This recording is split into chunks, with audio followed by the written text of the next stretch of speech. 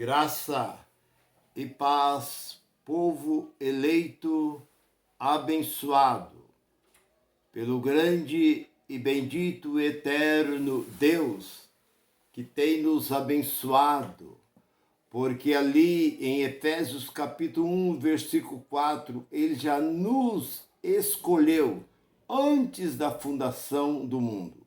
Por isso você, meu irmão e minha irmã, onde você estiver, vai o abraço desse seu irmão em Cristo, Nilson Queiroz, do canal Verdadeira Graça. Talvez você ainda não me conhece, é a primeira vez que está me assistindo, me vendo por esse canal. Eu quero dizer boas-vindas a você. E meu irmão e minha irmã, eu tenho uma mensagem para nós. E a mensagem pode chocar principalmente aqueles que não estão na graça. Aqueles que estão na graça estão felizes, estão contentes, porque já são um povo livre e liberto. Mas aqueles que ainda vivem dentro da chamada igreja, religião, sistema, ainda está preso. Eles não vão entender a me ouvir pela primeira vez. Mas o título da mensagem é essa: a igreja evangélica é uma verdadeira arapuca. Esse é o título dessa mensagem. Porque eu digo igreja para enfeitar um pouco o título, mas na verdade não passa de uma arapuca, onde as pessoas são aprisionadas ali dentro e entram e não conseguem mais sair de dentro dessa chamada arapuca. O que quer dizer arapuca, irmão Nilson? Arapuca, para aqueles que são ainda adolescentes, jovens, talvez não sabem o que é arapuca. Arapuca era uma forma, era um meio pela qual as pessoas, no tempo que eu era criança, se usava muito isso. Era mais ou menos como 40 centímetros. Cortava as madeiras por 25, 30 centímetros, ia colocando as madeiras, ia fechando como fosse uma pirâmide. E amarrava um arame e ali fazia aquela arapuca e armava aquela arapuca, talvez na frente da sua casa, no fundo da sua casa.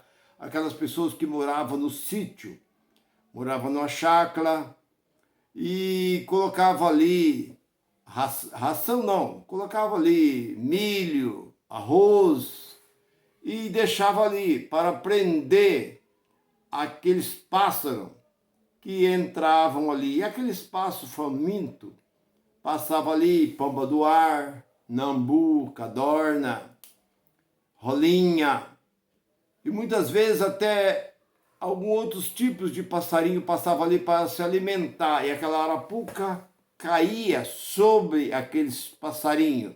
E aqueles passarinhos permaneciam ali preso ali dentro daquela arapuca. Talvez passava o dia inteiro, ou talvez até o proprietário, aquele que tinha armado aquela arapuca, não ia no mesmo dia, só ia no outro dia.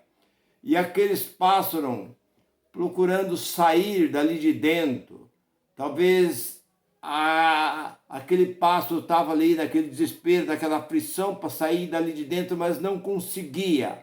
Quando chegava ali o proprietário, ele pegava ali aqueles pássaros que servia, ele já destroncava, jogava dentro de um bornal. Bornal quer dizer uma sacola feita de pano. E aqueles outros, se fosse um canarinho, fosse ali um outro pássaro que servia para a gaiola, ia para a gaiola. E aqueles outros que servia para alimentação, como a pomba, a rolinha, o nambu, a cadorna, era sacrificado ali mesmo. E algum daqueles passarinhos que entrava ali dentro, que não servia para nada, muitas vezes eles enfesavam, eles matavam aqueles passarinhos porque tinha atrapalhado. E tal. Então, quando nós era criança, a gente achava essa arapuca, nós quebrava, nós pisava, sapateava em cima dela, arrebentava elas. Nós ficava indignado com isso, porque muitas vezes nós via ali dentro alguns pássaros presos ali, nós soltava aqueles pássaros e quebrava aquelas gaiolas. Então, o que eu quero dizer com isso? Que essa chamada igrejas evangélicas é uma arapuca, onde as pessoas entram pensando que é uma coisa. Entram ali dentro achando que ali as pessoas vão encontrar a solução dos seus problemas. Porque aquela pessoa já está cansada, já correu para muitos lugares buscando socorro e não encontrou socorro, mas acha, porque alguém fala que ali há o local certo para a solução daquela pessoa. Então, aquela pessoa vem com aquela esperança. Se este lugar, chamado igreja, as pessoas que entrassem ali cego, saía vendo. As pessoas que entravam na cadeira de roda, saía andando. As pessoas que eram desenganadas pelos médicos, saía dali curado de um câncer, de qualquer outra doença. Um filho tinha uma mãe cega, entrava cega, a mãe já saía dali enxergando. As pessoas estavam endividadas, entrava ali com dívidas, às vezes no banco, com um problema sério, em dívida, em tempo de perder a sua casa, perder os seus bens por causa de dívida.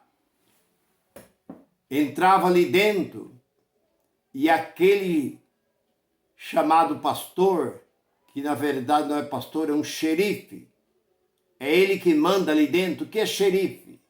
A gente vê naqueles filmes de Bang Bang, xerife é espécie de um prefeito. Ele comanda, ele manda na cidade. Então, o que eu vejo dentro dessa sinagoga, dentro dessa arapuca, são xerife, ou são cacique. Cacique é o que comanda as tribos de índio. E xerife é o que comanda essas cidades que a gente via lá no Texas, nos Estados Unidos. Bem, e se as pessoas entrassem ali e saíssem dali são, curado, aí alguém chegasse perto dele e falasse, olha, morreu.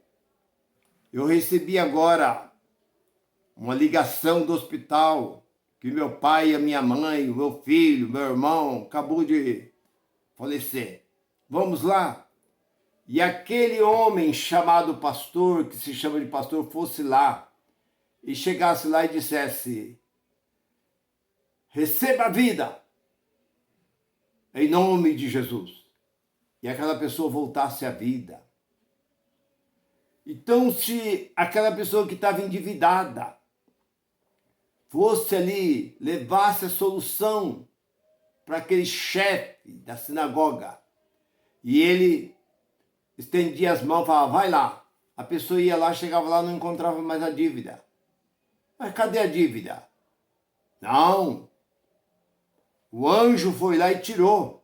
O anjo apagou a sua dívida, você não deve mais nada. Eu ia aplaudir, eu ia bater palma, eu ia incentivar ao povo a frequentar esse lugar, porque seria a solução para toda a humanidade. Mas não é isso que acontece.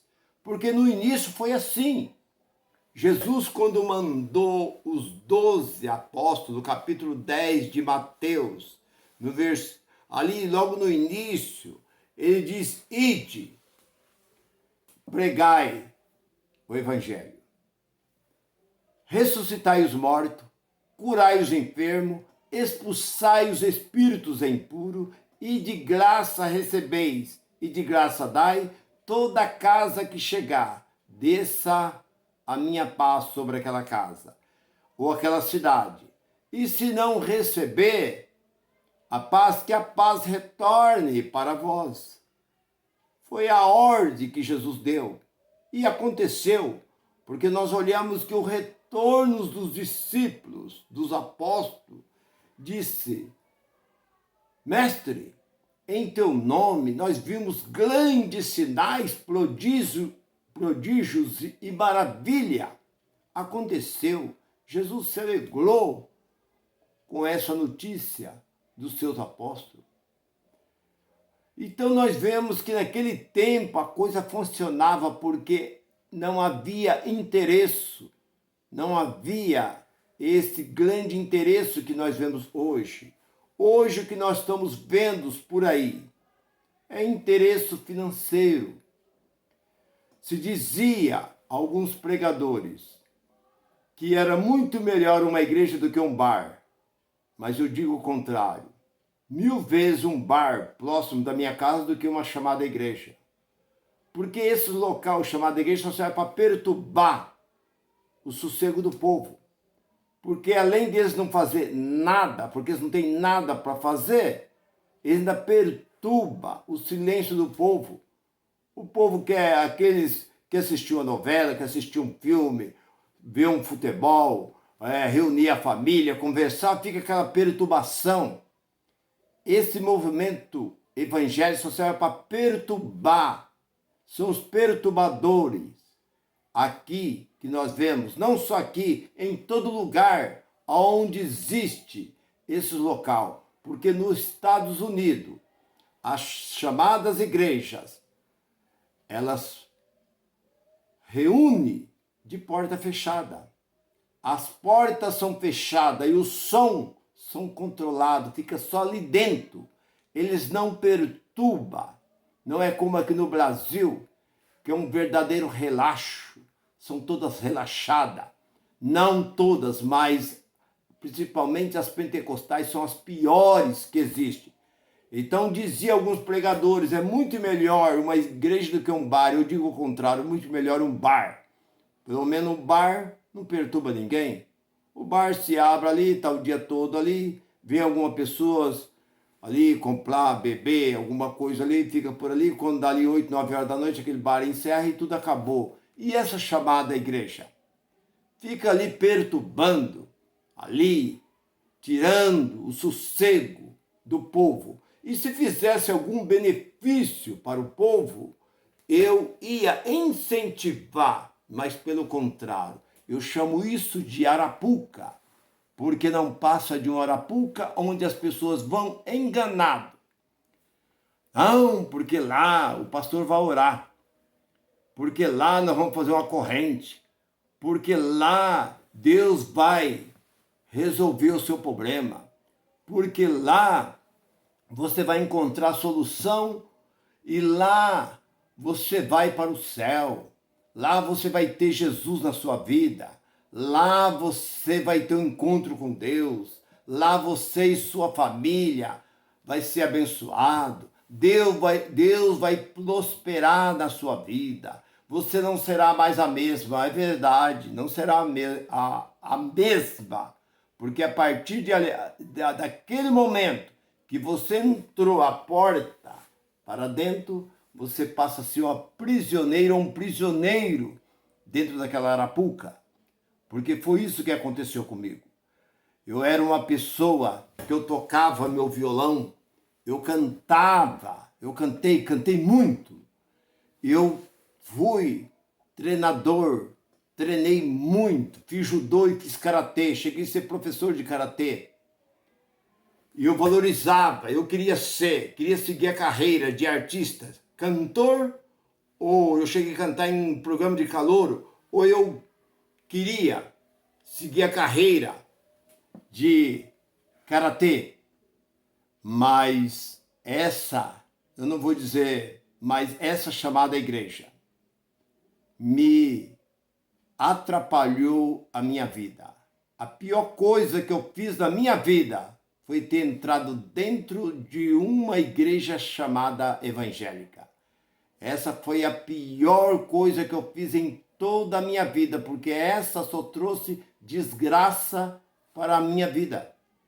Eu não aproveitei nada da minha vida dentro dessas imundícias, dessas arapuca, que hoje as pessoas enganadas continuam lá dentro. Eu tenho dó dessas pessoas que estão ali, preocupadas. Eu tenho que tomar banho, tenho que ir, já está a hora, hoje tem ensaio, hoje é culto não sei do que, hoje é culto de doutrina, hoje é culto de ensaio, hoje é não sei o que, nós temos que se preparar para tal coisa, nós temos que comprar uniforme para a festa, hoje é dia de tal pregador, vai estar aí, nós estamos em campanha. E eu tenho dó, porque eu fui linha de frente, como eu já disse.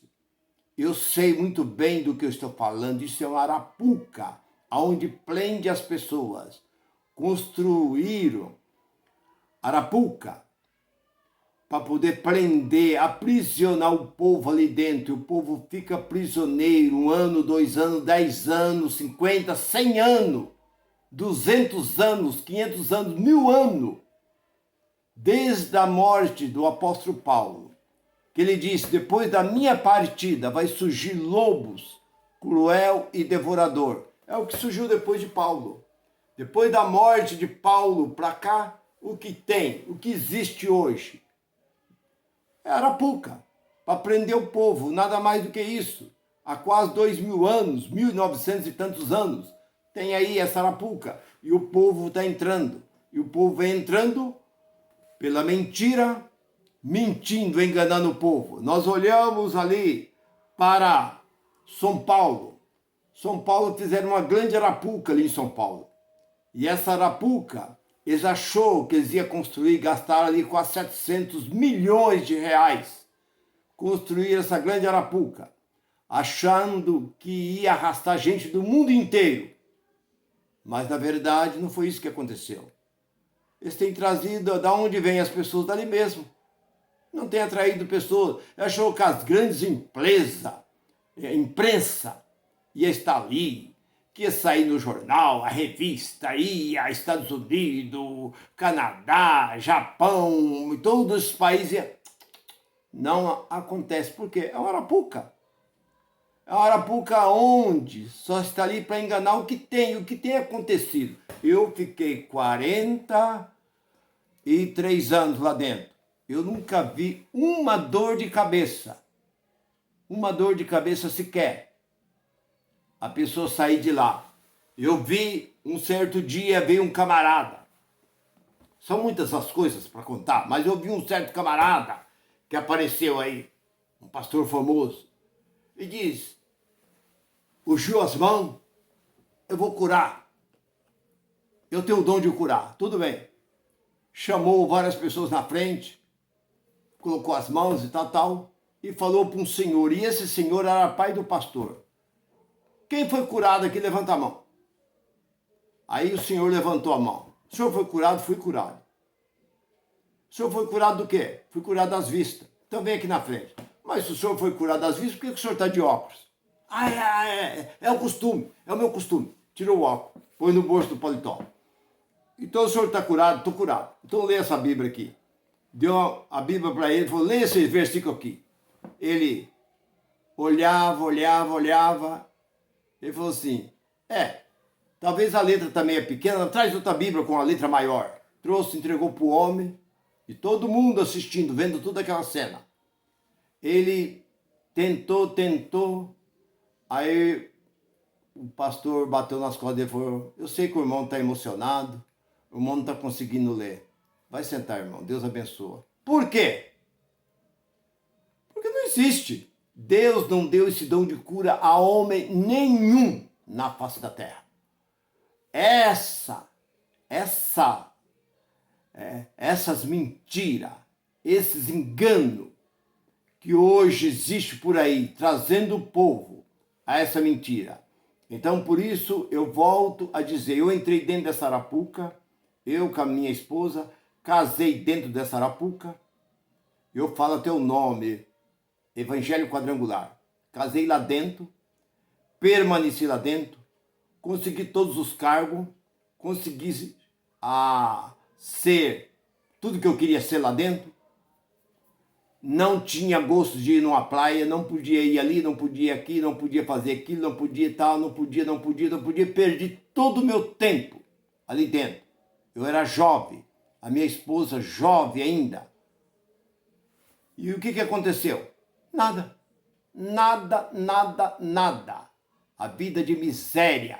Muitas vezes nós não tinha nem dinheiro para comprar pão, mas nós tinha que se rastejar para poder dar a contribuição.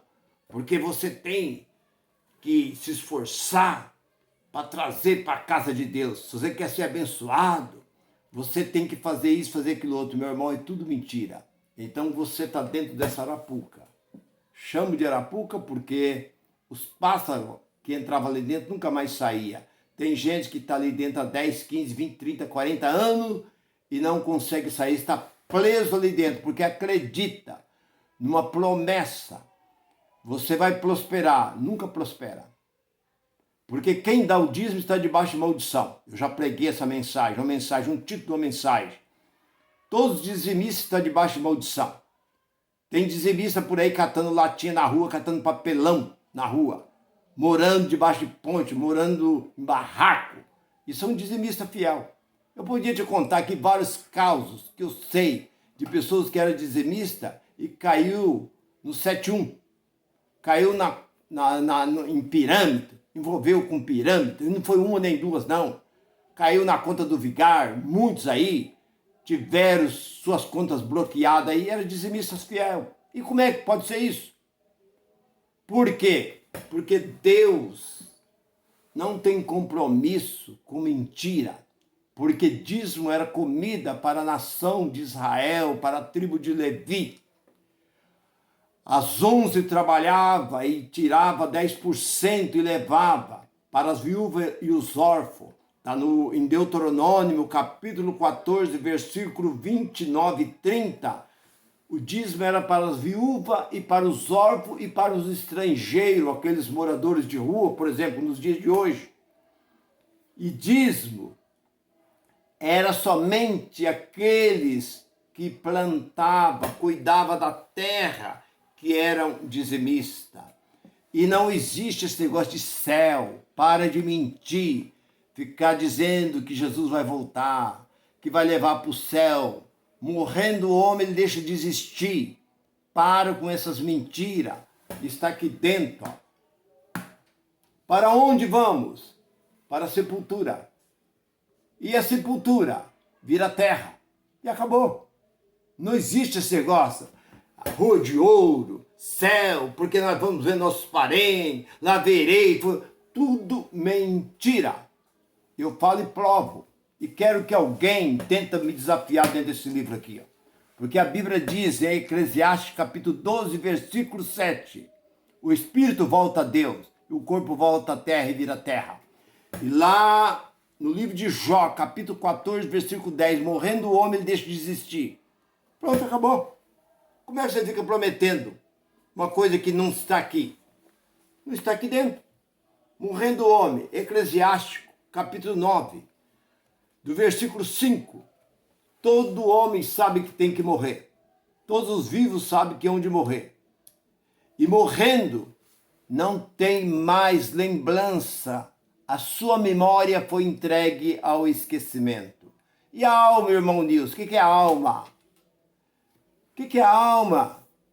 Eu estou te perguntando. Você está tanto tempo lá dentro, você não sabe o que é alma.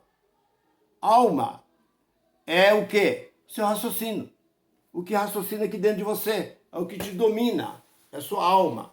Então, meu irmão, minha irmã, você que está aí tanto tempo dentro dessas gaiolas, dentro desses assalpão, saiba que tudo isso é enganação e é mentira. Venha para a graça, fica com a graça, dê ouvido à graça, porque nós não queremos nada de vocês. Nós só queremos a atenção de vocês e libertar vocês dessa mentira que desde a morte do apóstolo Paulo até o dia de hoje, vocês vivem debaixo de engano, de mentira e de promessa, porque este livro não promete nada dessas coisas que os homens estão prometendo para você. Se você gostou dessa mensagem, Fique com esta palavra. Que Deus conceda graça e mais graça sobre a vossa vida. Graça e paz para todos vocês. Bye, bye.